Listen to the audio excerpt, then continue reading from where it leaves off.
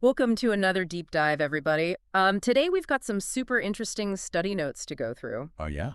It looks like someone's been hard at work studying wide, complex tachycardias on ECG Very cool. and how to tell the difference between VT and SWCT. Right. Those are the big ones. Yeah, You don't want to get those mixed up. exactly. Super high stakes, obviously. Absolutely. So let's dive right in. It looks like these notes start by pointing out that VT is the one we see more often, like 80% of the time. Yeah, that's about right. But the tricky part is figuring out which one we're looking at. For sure. That's where all these different methods come in. Right, and it's like this whole historical progression, which is what I find so fascinating. It is pretty cool to see how it's all evolved. Yeah, so first up we've got Sandler, back in 1965, looking at the shape of the QRS in lead V1. Ah, Sandler. Yeah, he was looking at those subtle differences between PVCs and aberrant supraventricular beats. So like really getting down to the nitty-gritty of those waveforms? Yeah, he was trying to see if there were any telltale signs in the shape itself. Like, was it a simple shape or more complex? Exactly. He found that PVCs tended to be simpler, either just one phase or two, but aberrant supraventricular beats often had three. Interesting. So it's all about those little details. Absolutely. Every little bump and curve can be a clue. Then a few years later, we've got Marriott coming along in 1970 with this idea of chest-lead concordance. Ah, yes, Marriott. He was looking at the direction of those QRS complexes in all the chest leads. So whether they were all positive or all negative. Right. And if they were all going the same way, well, that was a pretty strong indicator of VT. But the notes also mention that it's not super sensitive. Yeah, that's the catch. It doesn't pick up every single case of VT. So it's a good clue, but not a slam dunk. Exactly. So we've got Sandler looking at QRS shape and Marriott looking for that chest-lead concordance. Then, in 1978, Wellens comes in with even more to think about. Oh, yeah. Wellens brought a lot to the table. He said we should look at things like QRS duration and left axis deviation. Right. Those can be helpful clues, too.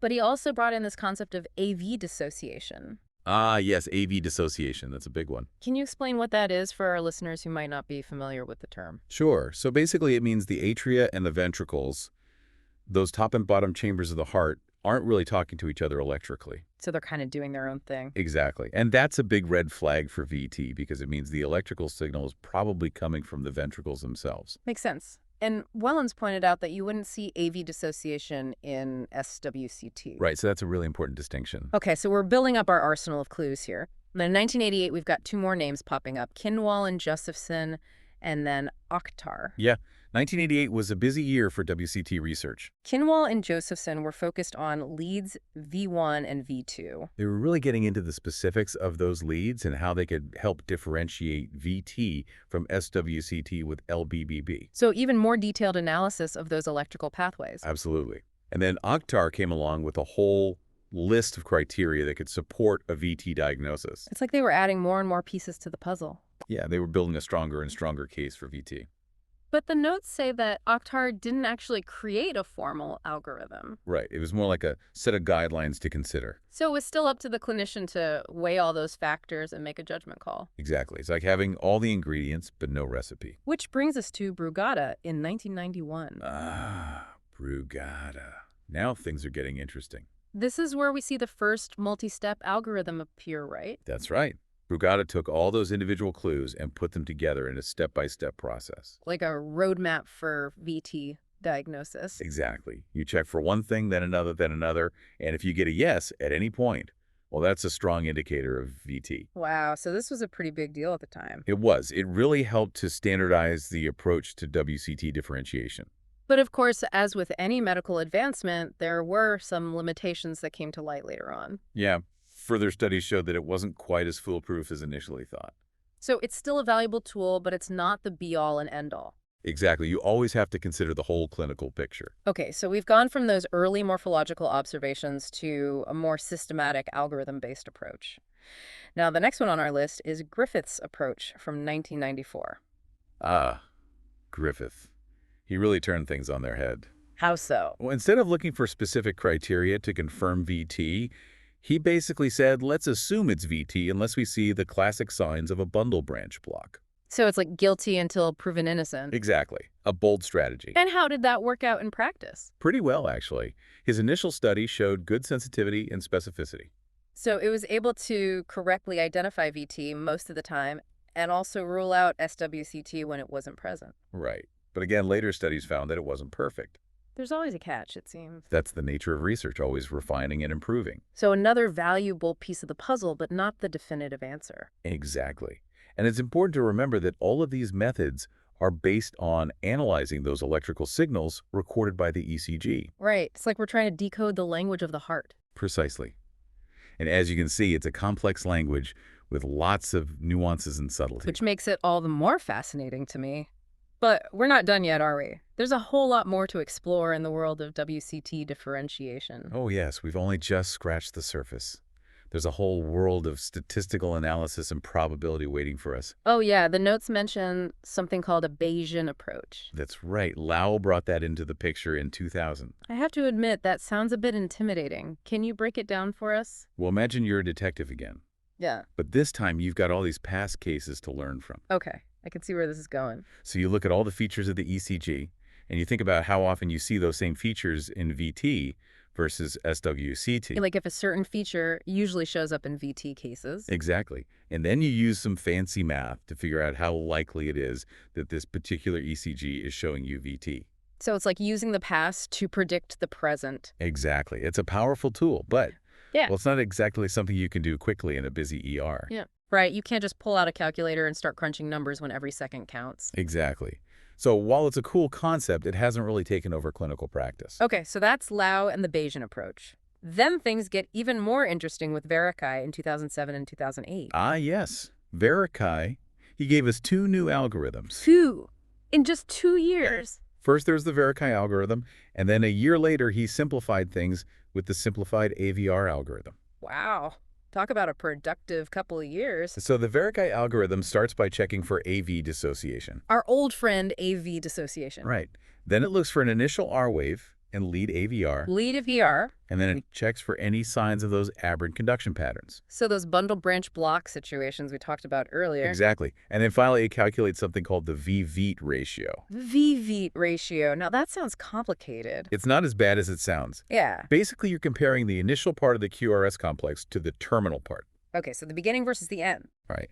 And in VT, that initial part often looks a bit different. So it's another way to distinguish it from other WCTs. Exactly. And then a year later, Verikai came out with the simplified AVR algorithm. Which, as the name suggests, is a bit easier to use. Tell me more. It just focuses on lead AVR and asks three simple questions. Is there an initial R wave? Is that first part of the QRS wider than 40 milliseconds? And is there a specific type of notching in the QRS? So it's like a quick and dirty assessment using just one lead. Yep.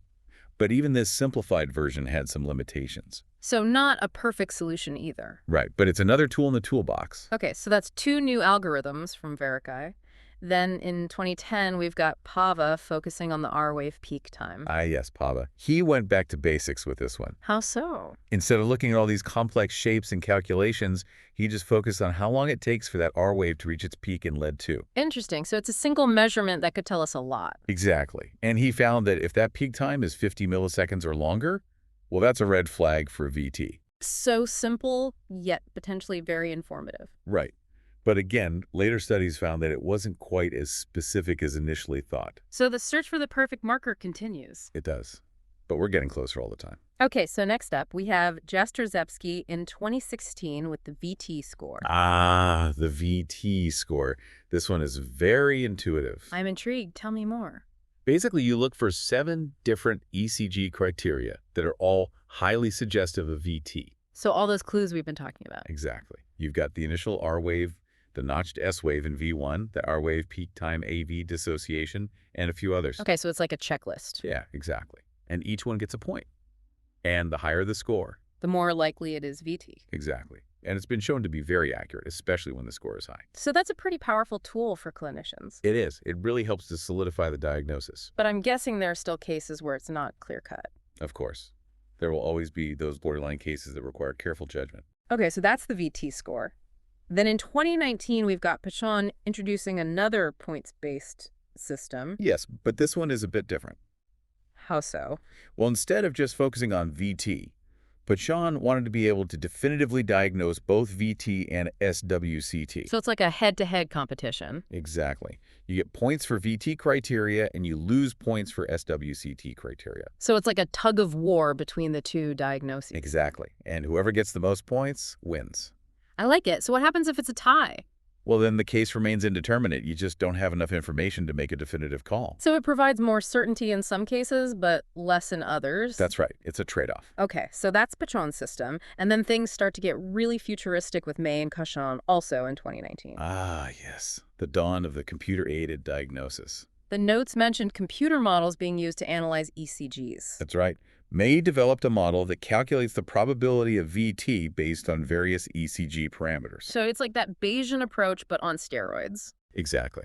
And Kashu created something called the WCT Formula 2, which looks at changes in voltage areas between the WCT and the baseline ECG. Wow, so these computer models are really starting to shake things up. They are.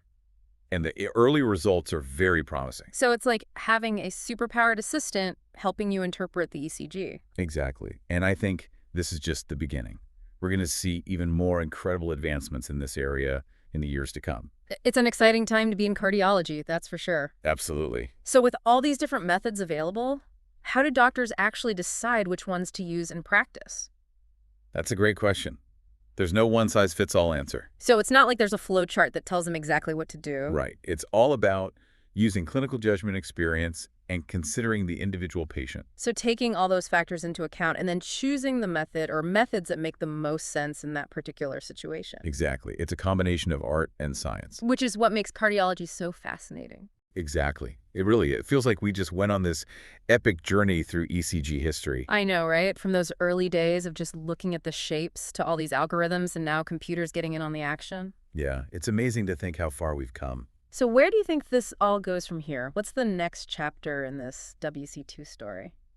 Well, I think those automated systems are going to keep getting better and better. You mean even more powerful than they are now? Oh, yeah. As they analyze more and more ECGs, they're going to learn even more about those subtle patterns. And that means? More accurate diagnoses, faster diagnoses. Especially in those time-sensitive situations. Exactly. Imagine a system that can instantly tell you, hey, this looks like VT. You need to act fast. That'd be incredible. And not just for speed, but also for consistency, right? Right now, you might have two different doctors looking at the same ECG and coming to slightly different conclusions. But with a really good computer model. You could eliminate a lot of that subjectivity. So everyone gets the same high-quality diagnosis. Exactly. So I think that's where a lot of the focus is going to be in the coming years. Makes sense. But I'm also curious about those ECG parameters themselves. You know, all this criteria we've been talking about. Yeah, what about them? Do you think we'll discover even more of them? Or new ways to combine the ones we already have? Oh, absolutely. There's always more to learn about the electrical activity of the heart. So the quest for that perfect ECG signature continues. It does. And I think we'll also start to see more integration of other clinical data. Like what kind of data? Well, things like patient history symptoms, blood test results. So not just relying on the ECG alone. Right. It's all about putting all the pieces of the puzzle together. To get the most complete picture possible. Exactly. And that's what ultimately leads to the best patient care. Well, this has been a truly fascinating deep dive. I feel like I've learned so much. Me too.